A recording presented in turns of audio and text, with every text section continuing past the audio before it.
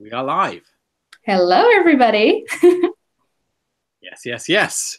Hi, it's us from the Violet Reality. And for the first time in forever, we are live because we're not actually in the same room together. I'm in Holland and we have some amazing news for you. Oh my God, like we need to hear your reactions on this. Why don't you start it off, Casey? Yes. So we are live for the first time on the Violet Reality, as Kim just said, because Kim is in Holland and I'm in England. She's gone back to Holland for a few days to see her family. But typically, whenever Kim goes away, stuff happens. Yep. And we're like, well, we want to make videos about it. So today, the big news. Oh, I've got my Uptown hat on. Can you see it? Excuse me if I'm sniffing. I'm a little bit sick, by the way, to everyone. Oh. Um, But today we have the news that I'm so out of focus. I'm trying to fix this. Today we have the news that the Prince Anthology is about to hit streaming services, along with all of his post 1995 Yeah. catalog, and this new compilation. It's all about to go live. We've got the artwork, we've got the video adverts, we've got the track list. Everything's seriously ready to go. Uh, Yeah. let's talk about it a little bit. This is a part of the Sony deal Yep. that we announced earlier this year. We announced it on our channel at that time. And there's some really interesting things that I want to sort of discuss about it. First of all, excuse me for my sniffing again. It's okay. First of all, it's awesome that all of this stuff is going to be available for a very long time. It seems like the Warner Brothers years have had priority, and everything else has kind of gotten ignored. So I think it's amazing that all of this stuff is going to be on all these streaming sites, and especially the fact that they're including some pretty obscure stuff. So things like Chocolate Invasion and Slaughterhouse and News and Cino and all this stuff is all part of it. Yeah. Um, so that's awesome. And I think it's going to be really cool to see what sort of Prince tracks from all these albums end up in like playlists on Yeah, Spotify. exactly. Yeah, and what gets played the most as well. That's what I'm going to be interested in. Like what from like his post 95 stuff is like something that people, younger people, maybe also like older fans will rediscover or discover and it will get played. I was like, what if one of like the old like the Prince stuff from post 95 gets like in like a playlist which is like the most played thing for like 1 week and then it gets into the charts again and stuff like that. That would be really cool. And also Spotify has these like auto-generated like Yeah. Discover Weekly ones. So I think like a lot of people are going to discover all these different eras of Prince for the first time, including like like we were talking about News. Like News, obviously, like a jazz record, Yeah. appeal to a different audience, to all the Warner stuff and all the things that a casual audience know Prince for. So you might have Yeah. like Prince fans getting like tracks from News and stuff popping up in their playlist, and be like, wow, I did not know that Prince Yeah. music. So I think that's really cool. I want to see the kind of playlists that fans put together as well. Yeah, me too. Yeah. You know I that think we're making our playlist.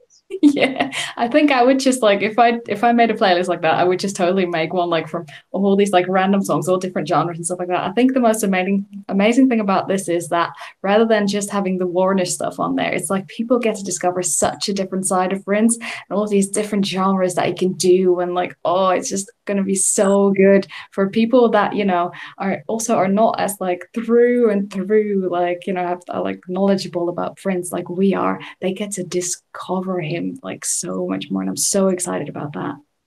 Also, for aside from when Steph was on Tidal for a brief period of time, uh, Yeah.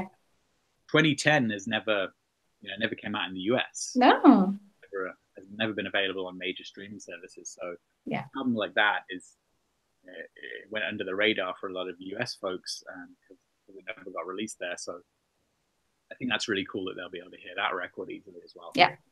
Um, let's let's move on to talking about this anthology. So to promote the release of all this material, Sony have made this anthology 1995 to 2010. It's got new artwork. Let's talk a little bit about the artwork. So I think the artwork is really cool. They've done like the symbol made out of the album titles and the original like logo. Yeah, which reminds me of, and I don't know if it actually is, but I think it's one of Steve Park's designs from the 90s, because the similar kind of thing is also on like the symbol jacket. It's like one of his, yeah. Yeah, Yeah. Steve Park did that original design based on the Yeah. 80s records and the early 90s records. This one has like 3121 Planet Earth and Yeah. Emancipation. So it's super cool that they use that again, because it's like it's also paying tribute to Steve Park, which is great. So yeah, the album cover is amazing. So let's talk about the tracks that are on there as well, and like the selection that they've made. So yeah, this is where it kind of falls apart for me a little bit. Oh, I thought it was quite all right, but So I have a few issues with the track list. I think it's 37 tracks on there. something like that. Um, and they've obviously sort of, I don't know. I mean, I don't know who exactly at Sony or whoever like decided on what tracks would get included. Um, but there's a few problems with it for me. First of all, it doesn't appear to be in any sort of clear like order. Like No, it's not like in order from like years or like, different songs, different genres, stuff like that. It's just like everything is all just like together. There's no like, yeah, and it's not chronological. So, like it starts with Emancipation and then it yeah. ends with I think We March is the last track. So Yeah. that's nice. Like the first track is 96 and the last track is 95, and then you've got something in between. I think a chronological thing would have been cool. Yeah, I think that would have been amazing. The other thing is that it kind of seems like they were like, oh, we should include like at least one thing from like every album that's coming out. And I don't necessarily think that's the right way to approach it, because I feel like, okay, you've got a track from Expectation on there and you've got a track from News on there, but News and Expectation as instrumental records, like, I feel like those are records that are supposed to be listened to like as a whole. Yeah, exactly. Yeah, I Those agree with that. and put it into a bunch of like songs with vocals. Yeah. Um, it just seems a bit inconsistent. I think it kind of makes it seem like if you do that, it kind of makes it seem to people that are listening to like the whole album then on like Spotify or something like that, they're like, oh, what's this? I'll skip it. It has no vocals, whatever. Whereas in reality, it's actually like something like News is actually a really beautiful to just sit down and just listen to if you listen to all the tracks on it. Exactly. Like News is like a start to finish kind of record. Yeah. Yeah, definitely. The other thing, well, there's two other things, a couple of other things I want to talk about. Yeah. That's the anthology. So obviously, Crystal Ball is part of this catalog, and so as such, there's 3 Crystal Ball tracks on there, but 2 of them are, because Crystal Ball obviously was itself a compilation of old and released songs and whatnot. So 2 of the songs on there are Crucial and Dream Factory, 6 songs. So that like screws up the whole thing. Such a massive sound difference to me. Yeah. Between stuff that Prince did in the 80s, especially the mid 80s, like 86, and everything else that's on this compilation where the oh yeah definitely 95, right? The compilation is called 95 to 2010, and like, okay, Crystal Ball came out in 98, but these songs from that era, they're from way before that. So yeah, I feel like those probably should not have been in the anthology. no, they probably should have put in like the later songs if they were going to go like actual 95 to 2010. It's like put the later ones on there if it's just those years, because with that you're putting earlier years onto it where it's not like it's tricky one with Crystal Ball, I guess, because the compilation itself was released then, but then the songs on it are like some of them are a lot older. So yeah, that's what makes it tricky. But you know what I'm interested in? I'm quite interested in what do all of our subscribers think about this? Are they super excited about all of this coming out and you finally being able to, when you're on your commute, you're on your, well, hold it now. So you're on your bicycle or you're in your car and you can just like go on your Spotify, your Apple Music, your Google Music, whatever, and you can just like look for like Prince stuff. You can look for stuff like Emancipation and Ravens to Joy Fantastic and all that kind of stuff. I want to know what you guys think about it and whether you're excited about it or whether you're more like, Prince at one point removed all of his stuff from all of the streaming services, and then like he put some of it back on Tidal and whatnot. So you're not really in agreement with it or you're super happy about it. Let us know. We're really interested in what you think. Yeah. So going back to the Crystal Ball thing, like the other song on there is Praise the World, which I think that fits because it's the right era. But the other two crystal ball ones I would have left off. The other thing is that it's a bit weird, and I don't know why, like contractually, this happened or how it was decided, like how this was going to happen. But like, it's kind of a bit weird that Gold Experience is part of this because that's I technically know. like for me, there's like a very clear line in the sand between Gold Yeah. Experience being his last kind of proper Warner's album, obviously aside from Hmm. let them release afterwards, like Chaos and Disorder, etc., etc. But like, and then Emancipation being his first kind of like literally like title of the album, theme of the album. I am free from this stuff Yes. fighting against. So Exactly. to me, that's a real clear line in the sand. So I'm not sure why Gold Experience became part of this Sony deal and wasn't considered to be part of the Warner stuff that's been online for like since they renegotiated everything. Yeah. No, I don't really. Yeah, that's a good one.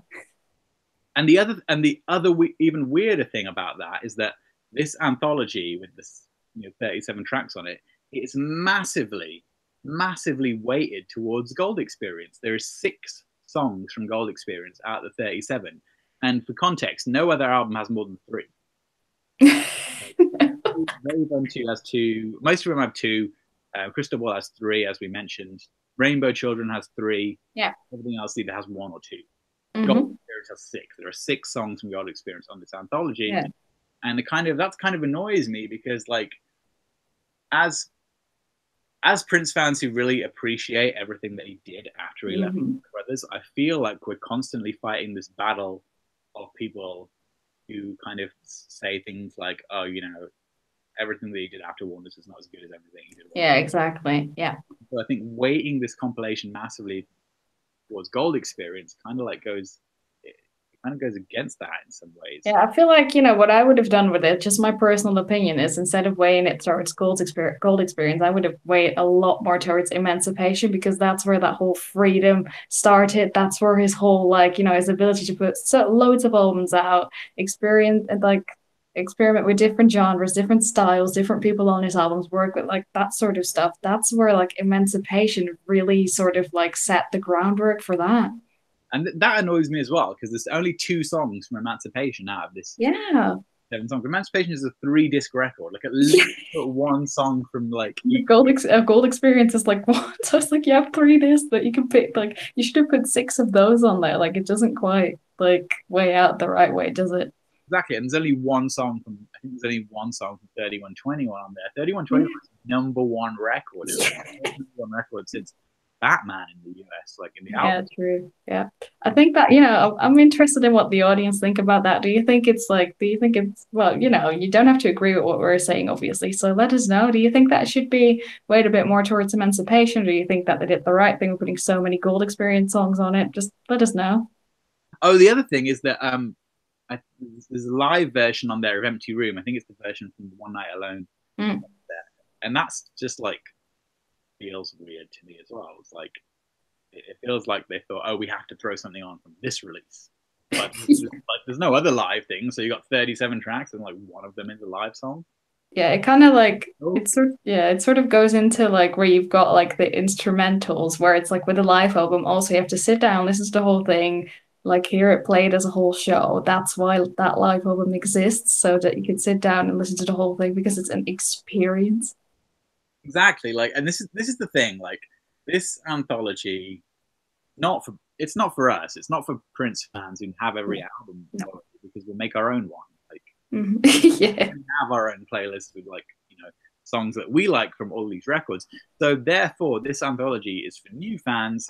And if it's for new fans or casual fans, then don't put stuff from like News and Expectation and One Live song on there like randomly. That doesn't make any sense. not quite now. I don't really get it. So It's like I think for me, it's like when I'm listening to, when I want to discover an artist and I want to discover all their work, it's not like I'm gonna go like, oh, you made some instrumental stuff. I'm gonna listen to that first. Like I'm gonna listen to one track of that and then that. I would say that I would listen to the way that they write the lyrics first and then go to their instrumental stuff, but listen to the entire thing. I just don't really understand it. But then again, all of you might have different opinions on it. I mean, you might find it really important that those little bits are in there as well. So yeah, I mean, like, it's literally just come out, this news, and I'm like, I jumped out of the shower, then I saw this like message about it, and then I like looked on Spotify, and I was like, oh my God, this is a whole new thing, and like, but yeah, so it's like. It's just this is like our first responses that we have to it. So it's like we want to know what you think as well. I just don't really understand the structure of the anthology. Hmm. Um, I mean, I don't believe they're intending to make a physical release of it because it's 37 songs. But Yeah. if that's the case, why 37? Why not like 40 or 50? I don't really get it. Like, or multiple volumes if you want to like have multiple like themed volumes. Yeah, exactly. Do you like want do yeah. Like 98 or something, and like 98 one or one. Like, you see what I mean? And then you have a structure. Yeah. You could have done one for like every year, and you could have had like how many years is that? Like a so many years box set, and where you would like have to collect all of them, and then it would just and then the whole thing would just be a collector's item or something like that. That would have been fine too, like volume one, two, three, four, five, six, seven, all of that. So every single year in that. It just Something seems like so random the way that. Yeah. but yeah, I think it's cool. I'll Yeah. be interested to see how they keep promoting it, Yeah. things like that. Do you think it's going to get a physical release in stores? No, too long. I don't think so either. No, that would be cool though, because it's like because now you only have like all the like Ultimate Print stuff and all those kind of things only really have like hits and stuff like that on it. It would be cool to have something like this in stores though for people that are just starting out, I think. It would, but again, like it would be the wrong track list if that's what you mean. Yeah, okay. Yeah. Like Oh, this I guess, yeah. I guess actual everybody, yeah. compilation release, like a follow up to like the Prince Forever one that Warner's did of the Warner years. They should do Yeah. for that. Like, Yeah.